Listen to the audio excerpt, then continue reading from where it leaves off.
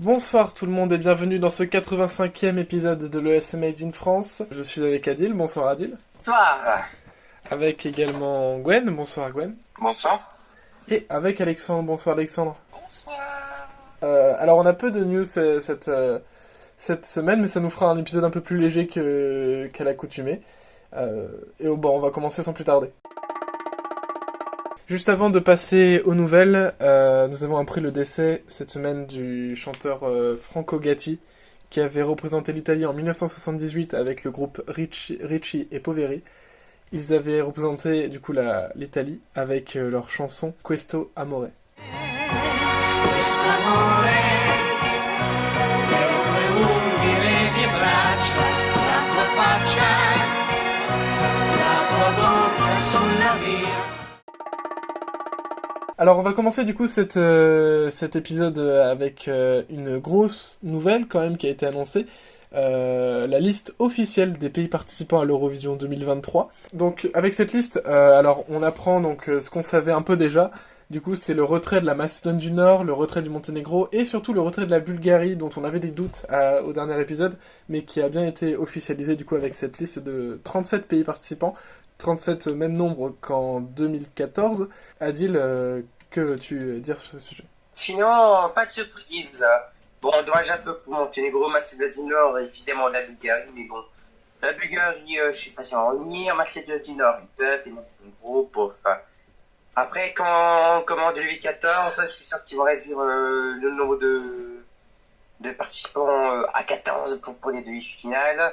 Mais bon, du moment qu'on aura quand même une sélection de bonne qualité, ça me va. Gwen ? Oui, effectivement, je trouve ça dommage pour la Bulgarie de se retirer de l'Eurovision. Je pense que je l'avais déjà rappelé la semaine dernière, ils se retirent, ils reviennent, ils se retirent, ils se reviennent. C'est dommage qu'il n'y ait pas assez de stabilité dans la participation de ce pays. Même si c'est vrai que financièrement, c'est un pays qui est un petit peu aussi, on va dire financièrement, au ras des pâquerettes. Après, donc on a un total de 37 pays. Ce qui est équivalent, comme a dit Adil, à 2014. Ce qui veut dire qu'il y aura une demi-finale avec 15 pays. J'ai presque envie de dire que des pays comme la Géorgie, la Lettonie ou la Slovénie, s'il faut passer en finale, c'est vraiment l'année où il faudra passer en finale, donc il faudra pas se rater. C'est en 2014, avec 37 pays, c'est l'année où le Monténégro s'est qualifié pour la première fois en finale, on rappelle. Et Saint-Marin aussi. Et Saint-Marin aussi, effectivement. Alexandre ? Oui, je m'y attendais, on s'y attendait un peu tous et selon moi, il va falloir s'attendre à ce que ça se produise de plus en plus souvent. Personnellement, je trouve que 37... Alors, j'ai vu beaucoup de gens sur les réseaux sociaux dire que 37 c'était peu. Moi, je trouve pas ça trop peu, quoi. Genre, en 2021, c'était 39. Et on a eu une super édition. Il n'y a pas une énorme différence. Oui, voilà, pas une énorme différence. Franchement, ça va. Ça aurait pu être pire, quoi. Donc, franchement, je suis satisfait de toute cette line-up, même si, bon, bien sûr, je suis très déçu de perdre la Macédoine, le Monténégro et la Bulgarie. Mais on espère les retrouver bientôt. Alors, apparemment, la Bulgarie, du coup, c'est pas trop d'actualité de revenir à l'Eurovision. La Macédoine, un peu plus. Le Monténégro aussi, un peu, on a vu. Donc, on a qu'à croiser les doigts, en fait, pour 2024. On passe à Chypre, qui sont très prévoyants, parce qu'ils ont prévu du coup la sélection nationale pour 2024, enfin en tout cas ils ont annoncé une sélection nationale pour 2024. Alors on avait eu déjà des nouvelles auparavant, comme quoi 2023 aurait déjà eu, pour l'Eurovision 2023, Chypre aurait déjà dû être en sélection nationale en reprenant le concept de Together, tous avec moi, c'est-à-dire une sélection de chanteurs par en fait un panel de 100 jurys du monde de la musique.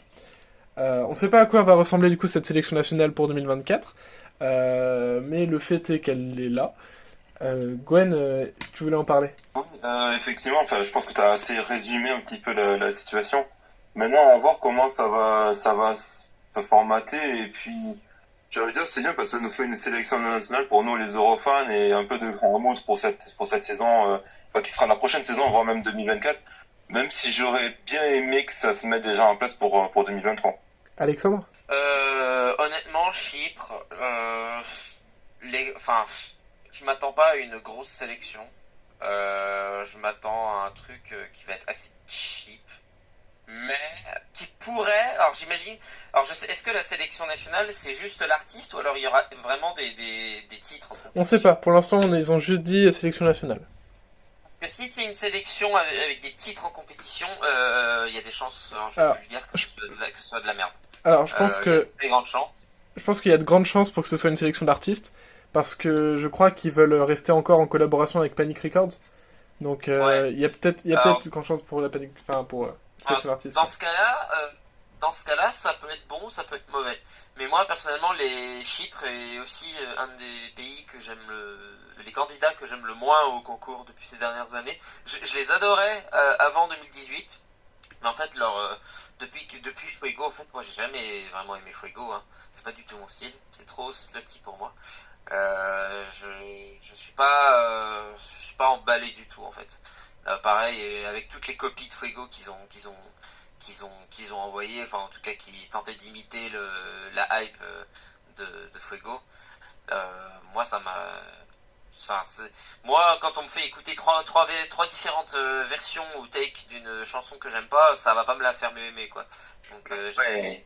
j'espère que au moins j'apprécie quand même l'effort artistique qu'ils ont produit en 2022. Pour tenter de faire transparaître plus leur culture. C'est exactement ce que le Portugal a fait d'ailleurs. Malheureusement, bon bah ça a mieux marché pour le Portugal et Chypre s'est un peu ramassé parce que la scénographie était à remettre en cause. Mais bref. Donc à voir. Hein. Ouais. Peut-être que Chypre va totalement me surprendre et ce sera mon winner. Hein. Pourquoi pas, hein. On sait jamais. On va passer à... Alors là, pour le coup, c'est une nouvelle qui est assez réjouissante. On a appris que Constracta et Kalush Orchestra étaient considérés pour les Grammys. Alors je ne sais plus, alors je crois que Kalush Orchestra est considéré pour une nomination de chansons qui changent le monde, il me semble. Et Constracta est nominé, il me semble, pour la meilleure artiste, enfin meilleure nouvelle artiste et meilleure performance. Donc pour Incorpore Sano. Adil, tu voulais dire quelque chose? Tellement content, putain. Encore une fois, c'est un générateur qui déteste le concours. Ouais, c'est un soi-disant titre de carrière alors que ça tourne en fait exposé. Et ben, un autre exemple. Constantaka, le orchestra, GG. Et du coup, j'espère vraiment que l'année prochaine, il y aura quand même de magnifiques surprises de ce genre. Hein. Alexandre? Je suis très content pour Constracta, très content aussi pour Kalouche, bien sûr. Mais moi personnellement, les Grammys ne font pas office de saut de qualité, si vous voyez ce que je veux dire. Mais tant mieux s'ils l'obtiennent. Enfin, s'ils en obtiennent, je sais pas trop comment ça Je fonctionne. pense que franchement, très honnêtement, hein, si Constracta reçoit un Grammy, je pense que là, ça fait un saut de qualité. Donc, Ouais, oui, ça remarque, dit comme ça, c'est vrai. Mais c'est quand même en fait, de tous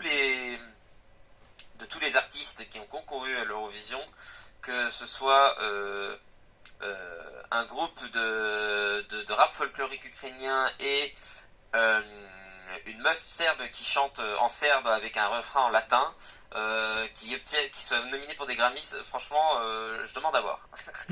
Et je suis absolument pas contre. mais alors moi, ce que j'aimerais bien, c'est alors Kalush Orchestra, s'il reçoit un Grammy pour justement pour musique qui change le monde et tout, je pense que ils l'auront mérité et enfin, je pense qu'ils ont beaucoup de chances de l'avoir. Par rapport à Constracta, je trouve que franchement, si elle l'a, c'est trop bien. Parce que sa chanson s'adresse justement aux artistes, au manque de considération des artistes dans le système de santé serbe. Donc je trouve que c'est un super message. Et justement, la faire gagner aux Grammys pour en plus une nouvelle artiste et tout, ce serait génial. Ce serait vraiment très très bien. Et bah, ce serait un message fort qui serait apporté à l'industrie, quoi. On termine l'émission avec un peu de junior. On a une saison de junior un peu morte, hein, je sais pas si vous avez remarqué, il n'y a pas beaucoup de trucs qui sortent. Il n'y a pas Euh, beaucoup d'infos pour et l'instant. il n'y a pas beaucoup d'infos. En Euh, fait, j'ai l'impression, désolé de te couper, j'ai l'impression qu'en fait surtout depuis l'an dernier, en fait, ça explose vraiment dans les dernières semaines, en fait. J'ai ouais. l'impression. En tout cas, là, on a eu la révélation, du coup, la finale nationale irlandaise s'est tenue hier soir. C'est Sophie Lennon qui l'a remportée. Gwen, tu voulais dire quelque chose? D'ailleurs, je tenais juste à dire une chose. En fait, je pense que ça fait depuis 3-4 ans que c'est un petit peu ça, on va dire. Voire même quelques années que, on va dire, les pays choisissent un peu au dernier moment. Parce que je me rappelle, il y a 4 ans, l'Irlande et, je crois que c'était l'Irlande et je sais plus, la Pologne avait balancé la chanson en 15 jours avant. Bon, ça c'était juste un petit aparté. J'ai écouté la sélection rapidement, on va dire, hier soir. Personnellement, Sophie Lennon n'était pas ma favorite. J'aimais plutôt la troisième qui était Niamh Note, qui avait une meilleure voix, je trouve, que Sophie. Mais après, elle avait quand même bien interprété sa chanson, hein, Sophie. Je veux dire, pourquoi pas, mais après, il faut voir quelle va être la chanson qu'il va lui proposer. Est-ce que ça va être la même équipe que 2019 et 2021, à voir. Alexandre? Je suis plutôt content parce que j'avais regardé aussi vite fait l'an dernier et je savais que Sophie Lennon avait participé justement il y a un an et qu'elle avait raté et que beaucoup de gens étaient surpris. Et bah, je suis content qu'elle ait eu sa revanche cette année. À voir ce qu'elle va. Apparemment, elle est très talentueuse. Donc, j'aimerais vraiment, en fait, j'aimerais vraiment que l'Irlande obtienne le top 10 qu'il mérite. Enfin, alors je sais qu'ils en ont eu un en 2016, mais en fait, paradoxalement, pour moi, du coup, Recover It, donc la chanson en 2016 qu'ils ont envoyée, est pour moi la pire, en fait, qu'ils aient soumis. Je la trouve, enfin, je trouve qu'elle a pas de personnalité. Bon, malheureusement, malheureusement, tant mieux du coup tant mieux pour eux. Mais voilà, j'espère vraiment qu'ils vont obtenir déjà un top 10, mais un résultat en dessous de la 10e place, parce qu'ils le méritent vraiment, quoi. Eh ben, en tout cas, merci à vous d'avoir été là pour ce 85e épisode. On a réussi à faire un épisode en moins de 20 minutes. C'est... Waouh je m'y attendais pas. C'est fou. On a enfin réussi. Merci à vous du coup d'avoir été là. Merci à vous de nous avoir écoutés. Le podcast est dispo sur YouTube, sur Spotify, sur Deezer, sur Apple Podcast, sur Samsung Podcast, partout, Google Podcast, où vous voulez.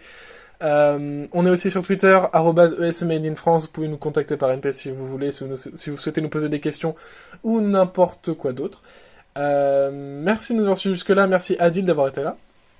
Merci beaucoup. Merci Gwen. Merci beaucoup. Et merci Alexandre. Mais de rien, merci. Et on se retrouve du coup la semaine prochaine ou la semaine prochaine ou la semaine d'après, ça dépendra du flot de nouvelles, du flot d'infos. Merci à tous et à la prochaine, bye bye. Bye bye. Bye bye. Allez, à ciao, bonsoir.